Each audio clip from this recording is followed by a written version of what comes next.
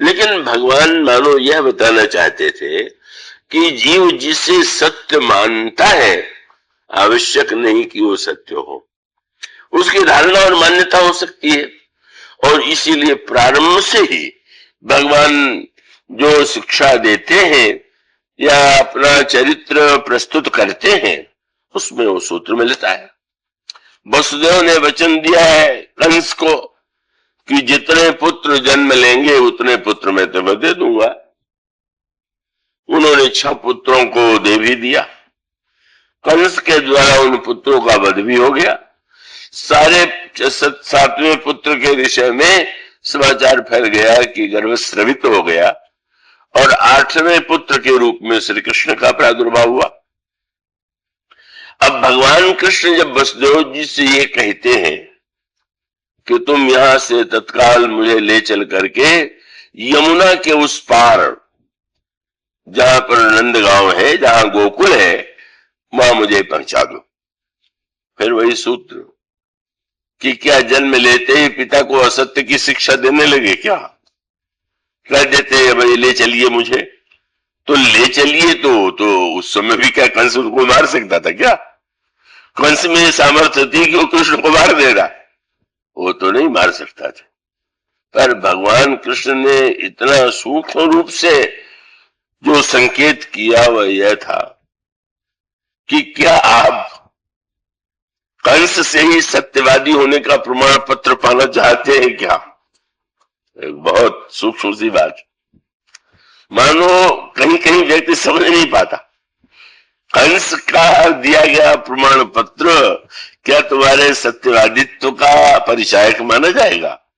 और भगवान का तात्पर्य था कि वह व्यक्ति तुम्हारे सत्य का आश्रय लेकर के हिंसा ही करता रहा, तुम्हारे पुत्रों को नष्ट करता रहा, और तुम इसको सत्य मान करके मिथ्या गर्भ पाले हुए हो कि मैं सत्य की रक्षा लेके कर रहा हूं। तो मानो भगवान कृष्ण का संकेत ये था कि उस पार ले चलो। इसको यूं कहे कि अलग अलग देशों का कानून अलग अलग होता। एक देश का जो नियम है वो आवश्यक नहीं कि दूसरे देश में हो। तो भगवान ने कहा यहां पर आध्यात्मिक अर्थ है यमुना कर्म की नदी। तो भगवान ने कहा कर्म की नदी के इस पार जो है सत्य की परिभाषा वो तुमने जीवन में उतार दिया, पर उस पार जो कर्म के बाद जो प्रेम और भाव का नगर है वहां का ही कानून नहीं, वहां का कानून दूसरा है। वहां सत्य का महत्व तो नहीं है, भगवान और भक्ति का महत्व है। तो अब यहां अगर तुमको चिंता हो रही हो तो कानून भंग न करो, ले चलो उस पार। मानो भगवान कृष्ण का जो सत्य है वो उस युग में ग्रहण करने योग्य व्यक्ति नहीं थे, और इसीलिए लोगों को यह लगा कि श्री कृष्ण जो है का वो झूठ बोल लेते। पर भगवान कृष्ण ने अब अंतर यही था कि द्रोणाचार्य के मरने के संदर्भ में सत्य की एक व्याख्या आई, और फिर कथा आती है कि जब अश्वत्थामा के ब्रह्मास्त्र के प्रभाव से जन्म हुआ परीक्षित का तो बालक मरा हुआ, चारों ओर विलाप और दुख का साम्राज्य छा गया। एक ही संतान और उसकी भी मृत्यु हो गई। क्या किया जाए? भगवान कृष्ण आए। भगवान कृष्ण ईश्वर है, वो बालक को जीवित कर सकते थे, कोई उनके लिए कुछ भी असंभव नहीं। पर भगवान ने एक अनोखा कार्य किया। भगवान ने उस बालक को छू करके कहा यदि जीवन में मैं कभी असत्य न बोला हूं तो बालक जीवित हो जाए। अब सब मुंह ताकने लगे, वही विचित्र सी बात कर रहे हैं। तो प्रसंग तो ऐसे दिखाई देते थे, पर अगले ही क्षण लोगों ने देखा वो बालक जीवित हो गया। बहुत बड़ा सूत्र है। एक सत्य वो है जो व्यक्ति को सत्यनिष्ठ और सत्यवादिता का प्रमाण पत्र दे करके स्वर्ग पहुंचाता है, और एक सत्य वह है जो भगवान कृष्ण के जीवन में, और वही व्याख्या करते हुए उन्होंने कहा सत्य वह नहीं है कि जो केवल वाणी या आंख के माध्यम से बोला जाता है। यद भूत हितम अत्यंतम, प्राणियों का परम हित ही सत्य है, और इसलिए भगवान कृष्ण का सत्य जो है मृत को जीवन दान देता है। आपका सत्य आपको स्वर्ग पहुंचा दे और दूसरों को मार डाले, और आपका सत्य जो है दूसरों को जीवन दान दे, कितना बड़ा सूक्ष्म अंतर है धर्म का। तो भगवान कृष्ण के द्वारा एक विलक्षण रूप प्रस्तुत किया गया। भगवान राम के चरित्र में, भगवान राम के युग में एक विशेष तात्पर्य है। मैं आशा करता हूं आप थोड़ा उसे एकाग्रता से समझेंगे। सत्य जो है वो स्वनिष्ठ है और शील जो है वो परनिष्ठ है। सत्यवादी अपनी चिंता कर रहा है, अपने स्वर्ग की, अपने कीर्ति के, धर्मात्मा कहलाने की। शीलवान का अर्थ यह है कि जिसको यह ध्यान निरंतर बना रहता है कि मेरे किसी व्यवहार से, मेरे किसी वाक्य से सामने वाले को चोट तो नहीं लगेगी, सामने वाले को पीड़ा तो नहीं होगी। यही शील जो है, शीलवान व्यक्ति अपनी ओर नहीं, सामने वाले के भाव को, सुख को उसका लक्ष्य। अब उस दृष्टि से विचार करके देखें कि एक महात्मा वह है जो समाधि के द्वारा, आत्म साक्षात्कार के द्वारा मुक्ति पाना चाहता है, ब्रह्म में लीन होना चाहता है। ठीक है, वो सत्यनिष्ठ रह सकता है, पर रामायण का आदर्श जो है वो है रामराज्य। रामराज्य जो है वो जब भी बनेगा तो शील निष्ठा से बनेगा, सत्य निष्ठा से नहीं। सत्यनिष्ठ व्यक्ति अपना कल्याण कर सकता है, पर रामराज्य माने, रामराज्य का अर्थ नहीं मैं कैसे स्वर्ग चला जाऊं, रामराज्य का अर्थ है नहीं कि मेरा कैसे बड़ा नाम हो जाए।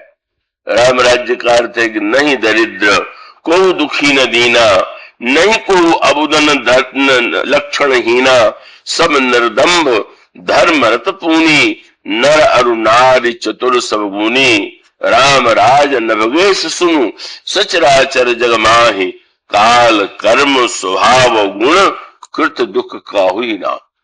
कोई दुखी न हो, किसी को नरक में जाना पड़े, किसी के जीवन में कष्ट न हो। अब स्वाभाविक है भगवान कृष्ण के सामने वह स्थिति नहीं थी, क्योंकि जब वो सारा समाज ही उसको ग्रहण करने की योग्यता नहीं रखने वाला था, तो भगवान कृष्ण की बात समझने वाले भी बिरले ही थे। अर्जुन कभी समझ लेता और कभी नहीं समझ पाता।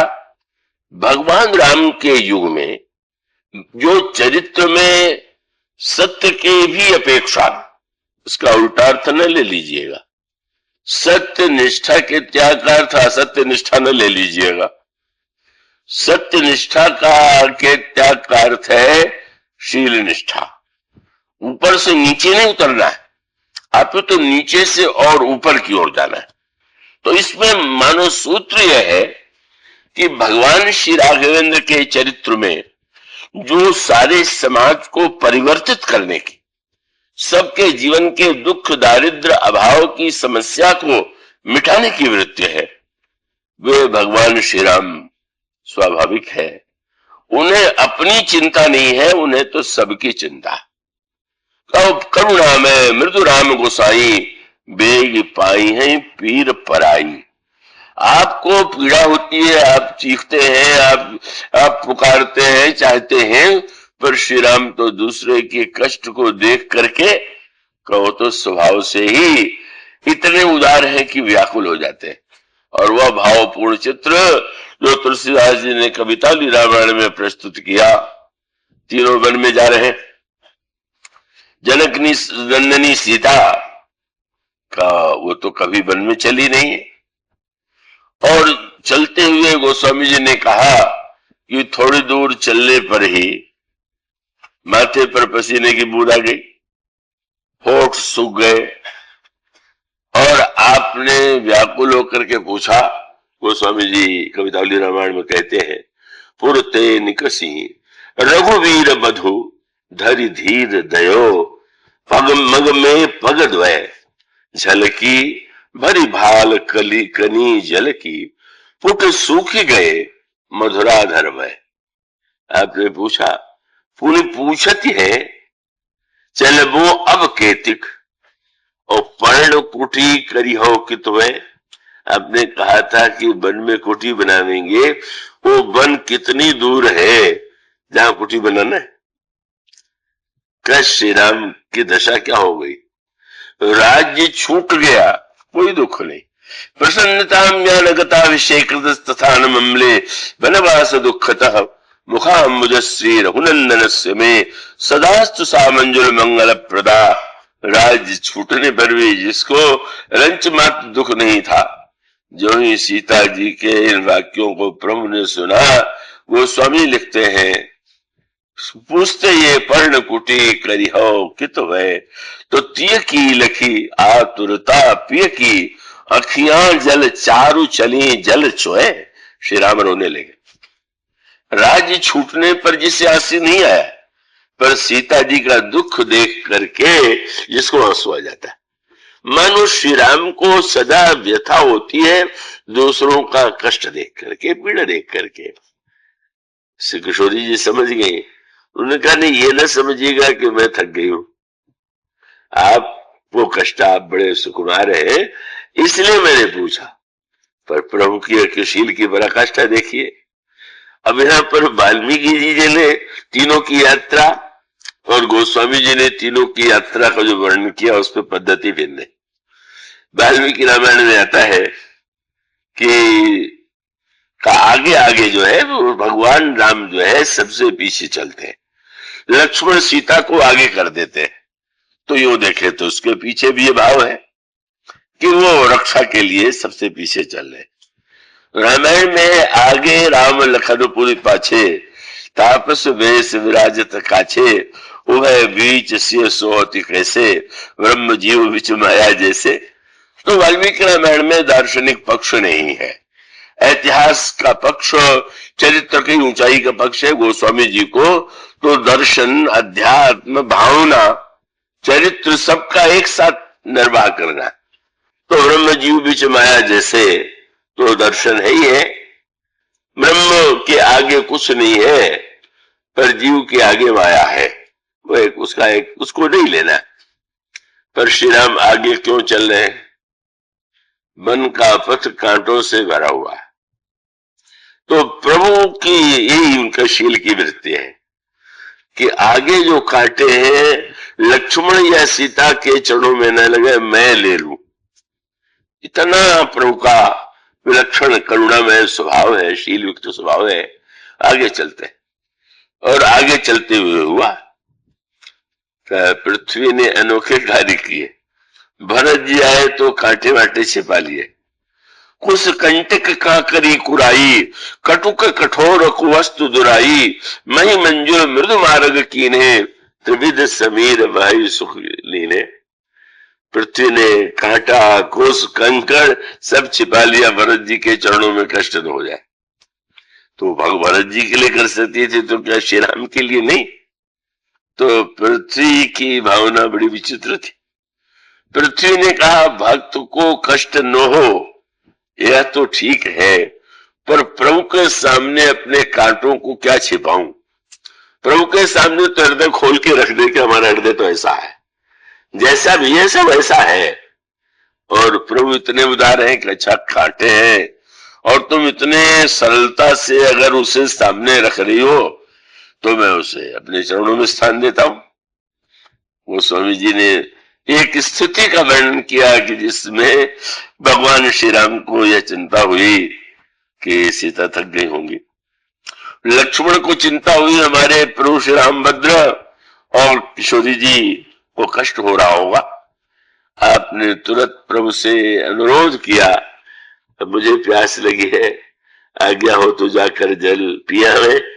प्रभु मुस्कुराए, मैंने समझ गए कि वो बहाने से हम लोगों के लिए जल लाना चाहते हैं, और आपने कहा अच्छा जाओ पी लो, जल हम लोगों के लिए भी ले आना। मुस्कुरा करके लक्ष्मण जी चले गए। प्रभु वृक्ष के नीचे बैठ गए। प्रभु के माथे पर श्रम बिंदु है। गोस्वामी जी कहते हैं कि जब प्रभु बैठ गए तो श्री किशोरी जी उनसे कहती हैं कि आप वृक्ष के नीचे बैठ जाइए और पोछी पसेऊ बयारी करो, हाड़े विलंब लो भूभुर गाढ़े। आप बैठ जाए वृक्ष के नीचे और आपको थोड़ा पसीना में पूछ दूं, आपको बड़ी धूप में बड़ा कष्ट होगा।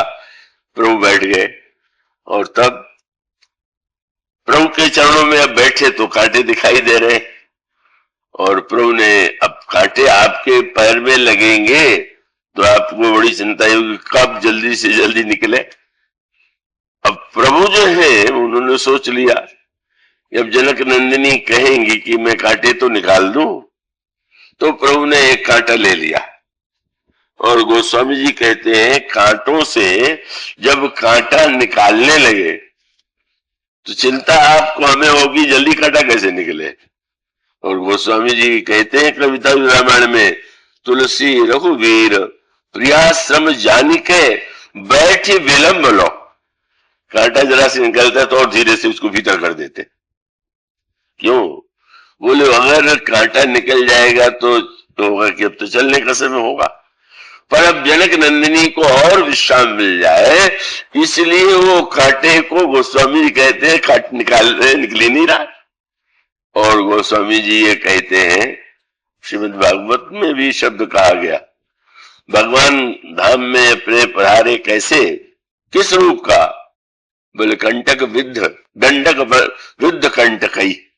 दंडक बन के कांटे जिन चरणों में चुभे हुए हैं वो भगवान राम के चरणों में वो कांटे ही रहे ही गए।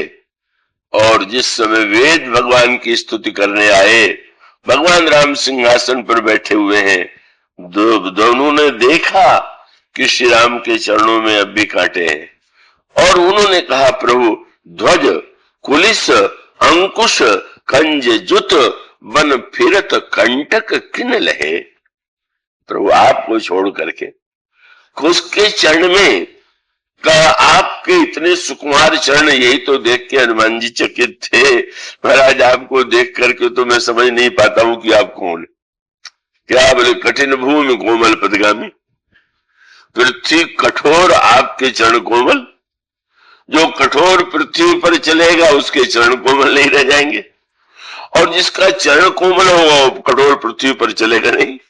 कैसी आपकी विचित्र स्थिति है। पर वही मानो जनक नंदिनी ने कहा आपसे नहीं निकल रहा है, मुझे आप देख आज्ञा दे मैं निकाल लूं।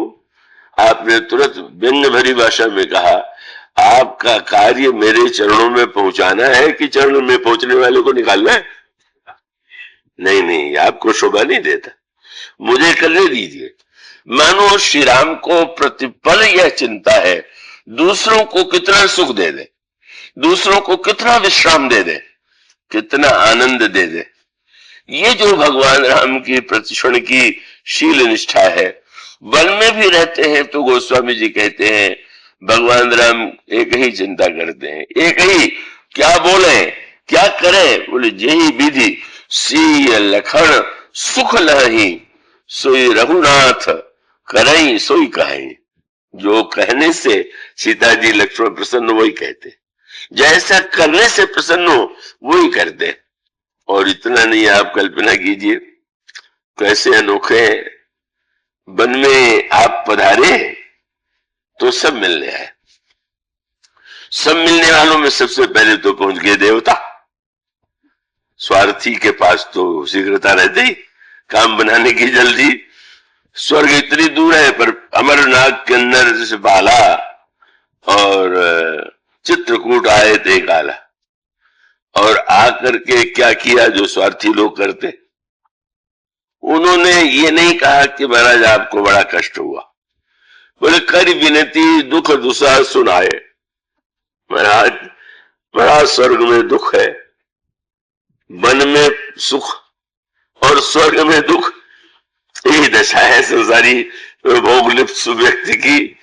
पर श्री राम की अशील तो देखिए, नहीं कह दिया कि अरे तुम लोग कितने स्वार्थी हो कि मैं वन में आया और तुम अपना दुख सुना रहे हो। नहीं नहीं, भगवान राम ने गोस्वामी ने कहा जब कर विनती दुख दुसा सुनाए हर्षित। भगवान ने कहा नहीं नहीं, आप निश्चिंत रहे, आपका कष्ट शीघ्र दूर होगा। चला गया स्वार्थी, फिर आ गए परमार्थी मुनि लोग। चित गोस्वामी जी ने कहा चित्रकूट रघुनंदन छाए, और समाचार सुनि सुनि मुनि आए। मुनि आ गए और मुनियों को देखते ही आवत देख सकल मुनि वृंदा कीन दंडवत रघुकुल चंदा। प्रभु साष्टांग प्रणाम करते मुनियों, और प्रणाम करने के बाद जब बातचीत होती है तो महात्माओं को लगा कि जैसे कोई वृक्ष में पहली बार फल आवे तो व्यक्ति प्रसन्न होता है। इसी तरह से हम लोगों ने इतने वर्षों तक जितने साधन का फल लगाया था, साधन का वृक्ष लगाया था, साधन सकल सुफल कर लेखे। आज हमारा भगवान श्री राम विदा करते हैं, विदा लेते हैं वो, और बड़े प्रसन्न हो जाते हैं। अब राम स्वयं आकर के निवास कर रहे हैं तो कन्हई जोग जप जाप तन निज आश्रमन सुछंद। बड़े आनंद से कहो, जब तक में अब डर तो ही नहीं, पर ये स्वार्थी और परमार्थियों के बाद जो तीसरा दल आया वो तो अनोखा था। कौन? बोले यह सुधि कोल किरातन पाई।